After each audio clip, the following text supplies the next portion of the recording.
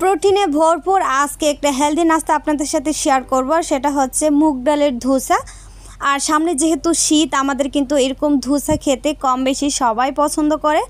তাই একেবারে যদি হেলদি উপায়ে একটা ধোসা বানানো যায় কেমন হয় বলুন তো? হ্যাঁ, অনেক বেশি ভালো হবে, একেবারে হেলদি। চলুন তাহলে। প্রথমে আমাদের ধোসার জন্য লাগবে হচ্ছে ডাল। আমি এখানে মুগ ডাল নিয়েছি হচ্ছে 1 কাপ। মুগ ডালটাকে এখন কিন্তু আমি ভিজিয়ে নিব। একটা বাটি নিয়ে নিয়েছি, বাটির মধ্যে এখানে দিয়ে দিচ্ছি হচ্ছে মুগ ডাল। আর এখানে আমি দিয়ে দিচ্ছি হচ্ছে পানি দিয়ে মুগ ডালটাকে ভিজিয়ে রাখবো আধা ঘন্টার মতো। এইভাবে করে আমি 30 মিনিট মুগ ডালটাকে ভিজিয়ে নেব। 30 মিনিট পর দেখবেন যে ডালটা একেবারে ফুলে গিয়েছে। আর এই মুগ ডাল কিন্তু অল্পতেই ফুলে যায়। এই যে এখন ভিজিয়ে রেখে দিব 30 মিনিট। 30 মিনিট পর আমি ফিরে আসলাম। দেখেন ডাল কিন্তু একেবারে ফুলে গিয়েছে। এখন আমি ডালগুলোকে ব্লেন্ডার জারে দিয়ে ব্লেন্ড করে নেব। একটা ব্লেন্ডার জার নিয়ে নিয়েছি। আর এখানে আমি দিয়ে দিব হচ্ছে মুগ ডাল।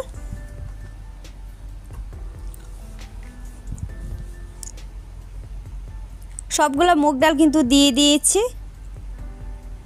এখানে আমি একটা আস্ত দেশি রসুন দিয়েছি। একটা দিয়েছি হচ্ছে বোম্বাই মরিচ ঝালের জন্য, চাইলে কাঁচা মরিচও দিতে পারেন। আর এখানে দিয়েছি হচ্ছে স্বাদ মতো লবণ। আর হাফ চা চামচ দিয়েছি হচ্ছে হলুদের গুঁড়া। হলুদের গুঁড়াটি দিলে খুব সুন্দর একটা কালার হয়, এই জন্যই দেওয়া। তারপর এখানে আমি পরিমাণ মতো পানি দিয়ে দিয়েছি, দিয়ে কিন্তু একটা পেস্ট করে নিব। এই যে পেস্ট করা হয়ে গিয়েছে। এখন কিন্তু আমি ঢাকনাটা উঠিয়ে দেখাচ্ছি। দেখেন একেবারে মিহি করে একটা পেস্ট করে নিয়েছি। আর একটু মিহি করে কিন্তু এই পেস্টটা করে নিতে হবে। তারপর এদিকে আমি একটা বাটি নিয়ে নিয়েছি। বাটির মধ্যে কিন্তু ডালটাকে ঢেলে নিয়েছি। আর ঢেলে কিন্তু এইভাবে একটা চামচের সাহায্যে খুব ভালোভাবে এটাকে ফেটিয়ে নিতে হবে। এই যে এইভাবে আমি প্রায় 3 থেকে 4 মিনিটের মতো কিন্তু ফেটিয়ে নিয়েছিলাম। ফেটিয়ে তারপর ঢাকনা দিয়ে ঢেকে রেখেছিলাম 5 মিনিট। 5 মিনিট পর আবারও আমি ফিরে আসলাম। 5 মিনিট পর আমি ঢাকনাটাকে উঠিয়ে আবারও কিন্তু আমি নেড়ে চেড়ে নেব 2 মিনিটের মতো। আর এইভাবে যত ভালোভাবে ফেটিয়ে নেওয়া যায় ধোসা কিন্তু ততই বেশি মজার হয় আর একেবারে মচমচে হয়। এরকম করে কিন্তু আমি ভালোভাবে ফেটিয়ে নিয়েছিলাম। আমার এখানে আরও কিছুটা পানি লাগবে। আমি কিন্তু আরও এখানে 1/3 কাপ পানি দিয়েছি। পানিটা দিয়ে কিন্তু এইভাবে খুব ভালোভাবে ফেটিয়ে নিয়েছি।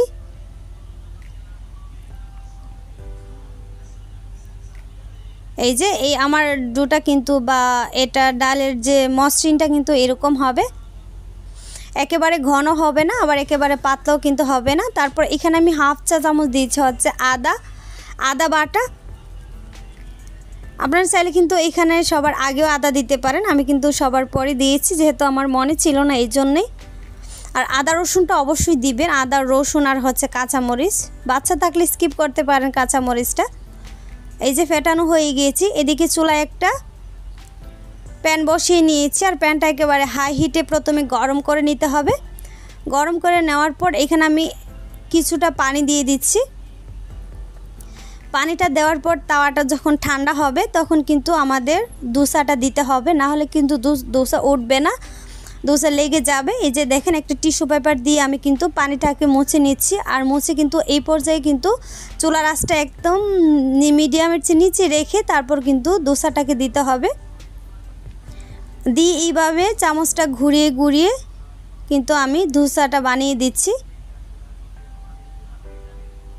এই যে দেখেন কি সুন্দরভাবে না ধোসাটা হয়ে গিয়েছে। আর চারপাশে আমি কিছুটা তেল দিয়ে দিচ্ছি। আপনারা চাইলে কিন্তু তেল ছাড়াও এই ধোসাটা বানাতে পারেন। তেল দেওয়ার পর আমি 2 মিনিটের মতো হচ্ছে জাল করে নিয়েছি। দেখেন এইটা কিন্তু মানে এমনিতেই উঠে যাচ্ছে। দেখেন আমি ফোল্ড করে নিচ্ছি। আর আমার এটা কিন্তু প্রথম ধোসা ছিল, তাই একটু টাইম করে নিয়ে কিন্তু আমি লাল লাল করে ভেজে নিয়েছি। তারপরে আবার ধোসার ক্ষেত্রে প্রথমে গরম করে নিয়ে তারপর কিন্তু এইভাবে একটু পানি দিয়ে তারপরে টিস্যু পেপার দিয়ে মুছে নিয়ে তারপর ঠান্ডা করে কিন্তু তারপরে আবার ধোসা দিতে হবে।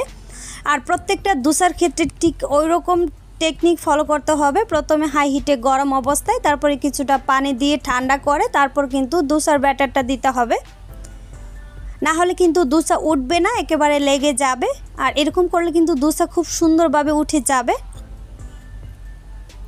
এই যে এটাকে দিয়ে দেওয়ার পর আমি কিন্তু এখানে কিছুটা সবজি দিয়ে দিব। প্রথমে এখানে দিয়ে দিচ্ছে হচ্ছে একটা পেঁয়াজ, তারপর এখানে দিয়ে দিচ্ছে হচ্ছে কিছু ধনিয়া পাতা কুচি, অনেকটাই ধনিয়া পাতা দিয়েছি যাতে ধোসাটা খেতে যেন ভালো লাগে, এই জন্য কিন্তু অনেকগুলো ধনিয়া পাতা দেওয়া। তারপরে এখানে আমি দিয়ে দিচ্ছি হচ্ছে তেল। আমি আবারও বলি তেল ছাড়াও কিন্তু এই দোসাটা বানানো যায়। তারপর আমি 1 মিনিটের মতো ঢাকনা দিয়ে ঢেকে কিন্তু এটাকে রান্না করে নিয়েছিলাম যেন পেঁয়াজটা সিদ্ধ হয়ে যায়, এই জন্য কিন্তু ঢাকনাটা দেওয়া। দেখেন দোসা কিন্তু এটাও হয়ে গিয়েছে, আমি উঠিয়ে নিচ্ছি। আর এভাবে খুন্তি দিয়ে একটু নাড়া দিলে কিন্তু দোসাটা হয়ে যাবে। মাশাআল্লাহ, দেখেন কতটা সুন্দর কালার হয়েছে। আর এরকম করে কিন্তু আপনারা সবগুলো ধোসা বানিয়ে নিতে পারেন। আর ধোসার ক্ষেত্রে কিন্তু সাথে সাথে খেয়ে ফেলতে হয়, না হলে ঠান্ডা হওয়ার পর কিন্তু খেতে তেমন ভালো লাগে না। আর দেখেন কতটা সুন্দর হয়েছে ধোসা। এই প্রসেস বা এই টেকনিক ফলো করে যদি আপনারা বাসায় কখনো ধোসা বানান, কখনো বিফলে যাবে না আপনাদের চেষ্টা। আর একেবারে মুসমুসে কিন্তু ছিল ধোসাগুলা। আশা করছি এই রেসিপি আপনাদের কাছে খুবই ভালো লেগেছে। ভিডিও ভালো লাগলে লাইক কমেন্ট শেয়ার করতে ভুলবেন না। সবাই ভালো থাকবেন, সুস্থ থাকবেন। আল্লাহ হাফেজ।